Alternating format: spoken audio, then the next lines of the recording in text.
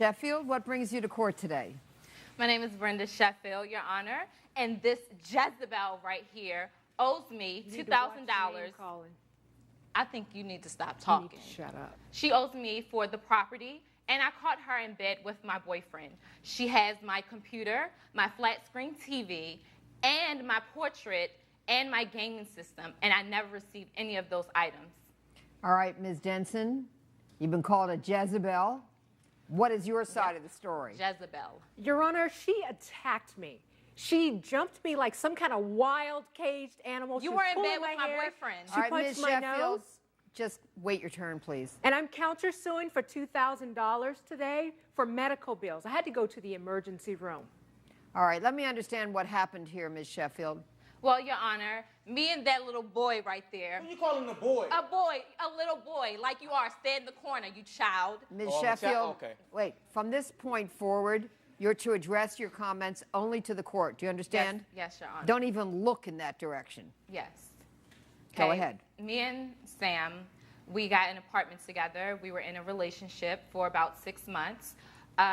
Within 3 months of living in the apartment, things in the apartment just started to break.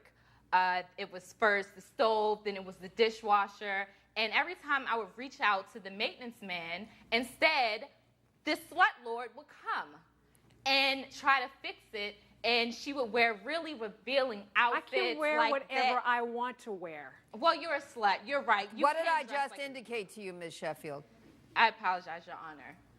And every time things would break, he would be dressed with no clothes on, just his boxers, and she would wear really revealing outfits. Then finally, one day, I came home from work. I was really sick that day, and I worked during the day, and he's in school, and I caught her in bed with him, naked in my bed.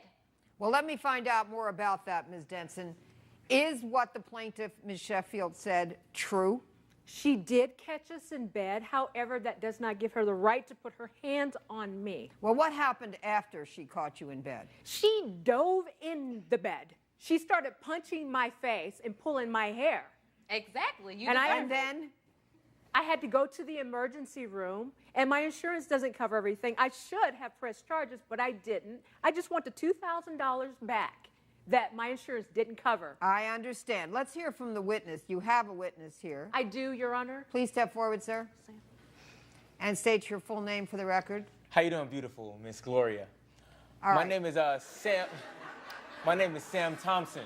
All right, Mr. Thompson, Yes. thank you very much, but that is not the appropriate way to He's a address the little court, boy. even That's if it is No, a he's not. compliment. Sorry. So let's try it again. How you doing, Your Honor? My name is Sam Thompson. Thank you. Now, Mr. Thompson, Yes. is it true that you were at first living with the plaintiff, Ms. Sheffield, Yes, it was true. It was true. and you were having a relationship with her, Yes. and then what happened? Well, there was actually no alienation of affection on my part. I'll decide. Your Honor, Wait. I caught them in bed. We're going to have the bailiff approach you right now, that's Brian, and ask him to stand beside you. And if, as and when, you feel the need to have an outburst again, you're going to suffer the consequences. I apologize, Your Honor. And understand, those are not going to be consequences that you're going to like. Coming up. Entered into a relationship with the defendant, is that right? Yes, yes, ma'am. And you ended up in bed with her, and that's when the plaintiff discovered you in bed, at least that's Yeah. when she understood there really was an intimate relationship going on between you and the defendant, right? Yes.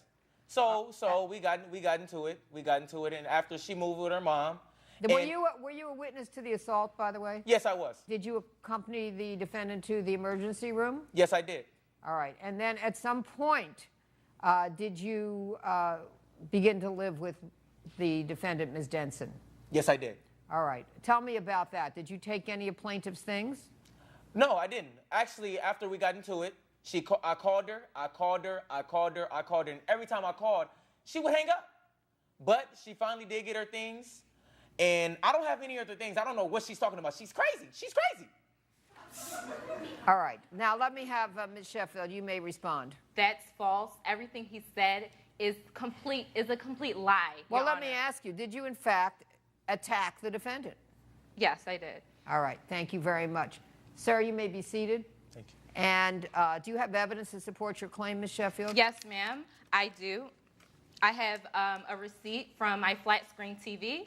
I have the receipt from the laptop in the gaming system, and I have the receipt that my grandfather gave me from the portrait that was also taken. Your Honor, Thank you. Ms. Denson, have you seen this? I have seen it. All right, thank you. So the court will receive this evidence that the plaintiff is presenting for $700 for the cost of a flat screen TV, for $800 for the laptop, and in addition, the painting that you're alleging that the defendant took, and that's for the amount of $500. Those will be admitted into evidence. And Ms. Denson, do you have evidence that you would like the court to receive? Yes, ma'am. What is that? It's the emergency room bill. Thank you very much.